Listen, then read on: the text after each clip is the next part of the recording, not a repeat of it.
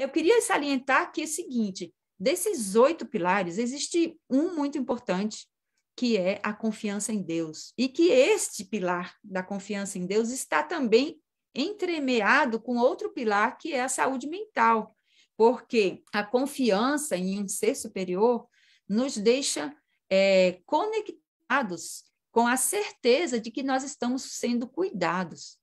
E este sentimento de que nós estamos sendo cuidados, que nós não estamos abandonados à mercê de nós mesmos, faz com que nós usemos, maior parte do tempo, o nosso sistema autônomo parasimpático e não o sistema autônomo simpático. Então, essa confiança em Deus, essa certeza de que Deus nos ama, faz com que nós reequilibremos o nosso sistema autônomo, que é responsável pelo estresse e pela serenidade, pelo medo e pela confiança, pela insegurança ou pela segurança.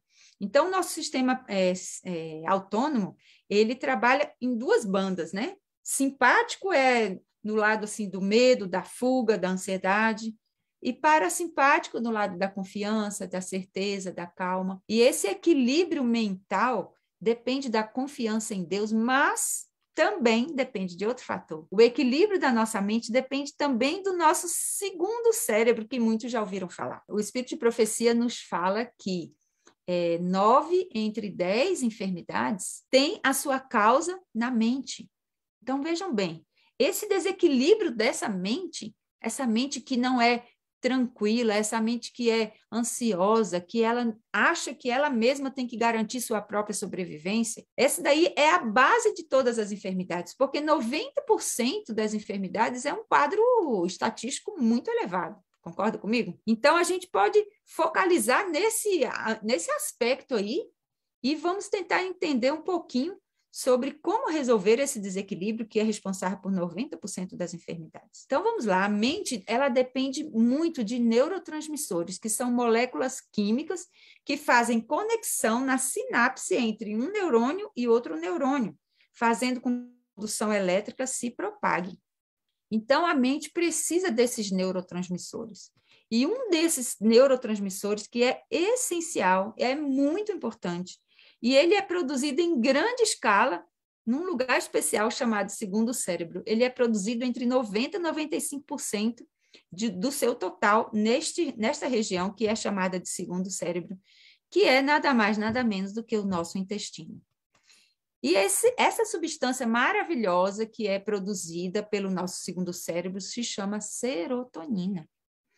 Essa substância, que é um neurotransmissor, ela é produzida por umas células muito especiais, que são células que são conectadas diretamente com o nervo vago, que é um nervo cerebral, é um nervo que vem direto do nosso cérebro, não passa pela medula. E essas células enterocromafins são elas as responsáveis por 90% ou 95% da produção de serotonina. E essas células estão localizadas nas vilosidades do nosso intestino. E aqui está um desenho um pouco ampliado sobre as vilosidades do intestino, que são como se fossem prolongamentos da mucosa para dentro da luz intestinal, para que essa área fique multiplicada e possa acontecer a absorção. Aqui nós vemos vasos sanguíneos, vasos arteriais e vasos venosos, que buscam esses nutrientes que estão sendo absorvidos aqui. Temos aqui também no interior o vaso linfático, temos aqui o tecido muscular, que dá sustentação para toda essa estrutura, mas nós também temos aqui nas criptas, entre as vilosidades, existem substâncias bem interessantes. Aqui nessa cripta, se nós formos aumentar, nós vamos ver que algumas dessas célulazinhas aqui são as células enterocromafins, que são células que produzem serotonina. Porém, quando esse intestino não está saudável, acontece uma interrupção na produção desses neurotransmissores, que são importantíssimos.